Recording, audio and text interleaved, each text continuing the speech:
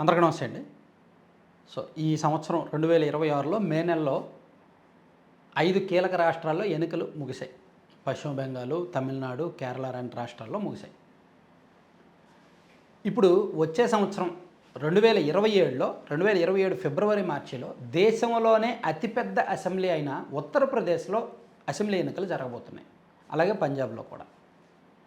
So ఉత్తరప్రదేశ్లో 403 assembly స్థానాలు ఉన్నాయి. ఉత్తరప్రదేశ్లో ఎంపీ సీట్లు ఎక్కువే, ఎమ్మెల్యే సీట్లు ఎక్కువే. సో అందుకే ఈ రాష్ట్రంలో పాగా వేయాలని పార్టీలు భావిస్తుంటాయి. ఇప్పుడు యూపీ ఎలక్షన్స్ మీద ఈ పొలిటికల్ అనలిస్టులు అండ్ నేషనల్ సర్వేలు, రకరకాల సెఫాలజిస్టులు ముద్ర పడుతోంది. ఆల్రెడీ అక్కడ మొదలుపెట్టారు వర్క్. ఎందుకంటే ఎప్పుడూ లేని విధంగా కేంద్రంలో బీజేపీ అధికారంలోకి వచ్చిన తర్వాత ఈ 12 ఏళ్లలో ఎన్నడూ లేని వ్యతిరేకత ఈ 2-3 నెలల్లో కనిపిస్తోంది. ఎప్పుడు సోషల్ మీడియాలో బీజేపీకి, ఎన్డీఏకి వ్యతిరేకంగా ట్రోల్స్ జరుగుతున్నాయి, ఎక్కువ ప్రచారం జరుగుతోంది. మెయిన్ స్ట్రీమ్ మీడియా కూడా కొంతవరకు గలం విప్పుతున్నారు. అండ్ యువత రోడ్డెక్కుతున్నారు, యువత ఎక్కువగా ప్రశ్నిస్తున్నారు. కాంగ్రెస్ పార్టీ కూడా గతంలో లేని కంటే దూకుడుగా ఇప్పుడు ఉందన్నమాట. యాంటీ బీజేపీ అంటే యాంటీ బీజేపీ వర్గాలను ఏకం చేయడంలో కొంతవరకు కనిపిస్తోంది. ఈ ప్రభావం యూపీ ఎన్నికల మీద ఖచ్చితంగా పడబోతోంది అని కొన్ని సర్వే సంస్థలు అంచనా వేస్తున్నాయి. ఇటీవల ఈ వారం రోజుల కిందటే ఒక సర్వే సంస్థ ఒకటి వచ్చింది. అదేంటిది పోలిటిక్స్ అని ఎవరో ఒకటి రిలీజ్ చేశారు. వాళ్ళు ఏంటి, దేశం మొత్తం మీద అసలు బీజేపీకి వ్యతిరేకత ఉంది, బీజేపీ మళ్ళీ అధికారంలోకి రాదు, ఇండియా కూటమి అధికారంలోకి వస్తుంది అని చెప్పారు. సో ఇక పొలిటికల్ లైన్స్ క్లబ్ అనాలిసిస్ అని మన తెలుగు వ్యక్తి ఐఐటి కాన్పూర్లో ఆయన ఎంటెక్ చేశారు, ప్రసాద్ కండ్రేగుల. సో ఈయన ఒక టీమ్ ఫామ్ చేసుకొని ఉత్తరప్రదేశ్లో వీళ్ళు సర్వే చేస్తే వీళ్ళు చెప్తుంది ఏంటంటే ఎన్డీఏ అలయన్స్కి ఉత్తరప్రదేశ్లో ఓటింగ్ పర్సంటేజ్ తగ్గింది, ఇండియా అలయన్స్ అధికారంలోకి వచ్చే అవకాశం ఉందని చెప్తున్నారు. మొత్తం 403 అసెంబ్లీ స్థానాల్లో ఎన్డీఏ కూటమికి 42 నుంచి 46% ఓట్లు వచ్చే అవకాశం ఉంది. 175 నుంచి 195 సీట్లు మాత్రమే వస్తాయి. అలాగే ఇండియా అలయన్స్ అంటే సమాజ్వాదీ పార్టీ ప్లస్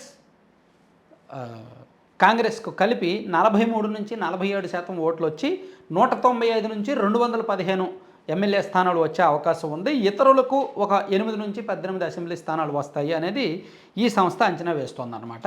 ఈ సంస్థతో పాటు ఇంకా ఓవరాల్గా నేషనల్ మీడియాలో జరుగుతున్న కొంత చర్చ కావచ్చు, రకరకాల సర్వే సంస్థల అంచనాలు కూడా ఆల్మోస్ట్ అక్కడ సమాజ్వాదీ పార్టీ గతంతో పోలిస్తే బలపడింది అండ్ కాంగ్రెస్ కూడా బలపడింది. అంటే ఇండియా కూటమి బలంగా ఉంది ఉత్తరప్రదేశ్లో అనేది బాగా. దేశం మొత్తం మీద టీఎంసీలో ఇండియా కూటమి చీలిపోయింది, తమిళనాడులో ఇండియా కూటమి చీలిపోయింది, ఢిల్లీలో ఇండియా కూటమి చీలిపోయింది, చాలా రాష్ట్రాల్లో చీలిపోయింది. కానీ ఉత్తరప్రదేశ్లో మాత్రం ఇండియా కూటమి బలంగా ఉంది. దానికి కారణం ఇక్కడ సమాజ్వాదీ పార్టీ గత 2024లో జరిగిన లోక్సభ ఎన్నికల్లో కూడా ఇక్కడ సమాజ్వాదీ పార్టీ గణనీయంగా లోక్సభ స్థానాలను 37 స్థానాలు గెలుచుకుంది. బీజేపీకి ఊహించని షాక్ అది. ఉత్తరప్రదేశ్లో ఈవెన్ అయోధ్య రామ మందిరం విషయంలో బీజేపీ చాలా ఆశలు పెట్టుకుంది కదా. అయోధ్య రామ మందిరం ఉన్న లోక్సభ నియోజకవర్గంలో కూడా బీజేపీ ఓడిపోయింది 2024 ఎన్నికల్లో, ఫరీదాబాద్ అనుకుంటా. సో ఉత్తరప్రదేశ్లో అటువంటి షాకింగ్ ఫలితాలు వచ్చాయి 2024 లోక్సభ ఎన్నికల్లో. ఊహించని నియోజకవర్గాలు కొన్ని చోట్ల సమాజ్వాదీ పార్టీ పుంజుకుంది. సో ఇప్పుడు ఇంకొక 5-6 నెలల్లో జరగబోతున్న అసెంబ్లీ ఎన్నికల్లో కూడా ఎస్పీ ప్లస్ కాంగ్రెస్ అంటే ఇండియా కూటమి ఈ రాష్ట్రంలో అధికారంలోకి వస్తుంది అని రకరకాల సంస్థలు చెప్తున్నాయి.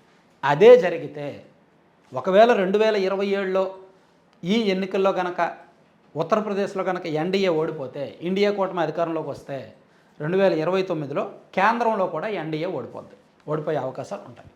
ఎందుకంటే ఇక్కడ రాజకీయం గుండెకాయలంటది. ఈ ప్రభావం, ఈ చర్చ దేశవ్యాప్తంగా పాకుద్ది. ఆ తర్వాత జరగబోతున్న చాలా అసెంబ్లీ ఎన్నికల ఫలితాల మీద కూడా ఈ ప్రభావం ఉంటుందన్నమాట. సో అందుకే బీజేపీ ఎట్టి పరిస్థితుల్లో ఇక్కడ ఓడిపోవడానికి సిద్ధంగా లేదు. ఎందుకంటే బీజేపీ పెద్దల దగ్గర అస్త్రశస్త్రాలు చాలా బలంగా ఉన్నాయి. వాళ్ళు కూడా అవసరమైనప్పుడు బయటకు తీయడానికి సిద్ధంగా ఉన్నారు. First time Yogi Adityanath CM అయ్యారు 2017లో. ఇక్కడ బీజేపీకి 310కి పైగా సీట్లు వచ్చాయి. 2022 వచ్చేసరికి 273 సీట్లకు పడిపోయింది. అండ్ ఓటింగ్ పర్సంటేజ్ కూడా కొంత డ్రాప్ అయింది. సో ఇప్పుడు ఇంకా సీట్లు పడిపోతాయి, ఓటింగ్ పర్సంటేజ్ బాగా పడిపోయింది, అధికారంలోకి రావడం కష్టం అని చెప్తున్నారు. సో అందుకు బీజేపీ పెద్దలు కూడా అలర్ట్ అయ్యారు. ఉత్తరప్రదేశ్లో ఆల్రెడీ టీమును దించారు. సో ఎట్టి పరిస్థితుల్లో ఖచ్చితంగా అధికారాన్ని నిలబెట్టుకోవాల్సిందే. అవసరమైతే నాయకత్వ మార్పులు చేయడానికైనా సిద్ధమే కానీ అధికారాన్ని నిలబెట్టుకోవాల్సిందే అనేంతగా బీజేపీ పెద్దలు ఇక్కడ ఫోకస్ పెట్టారనమాట.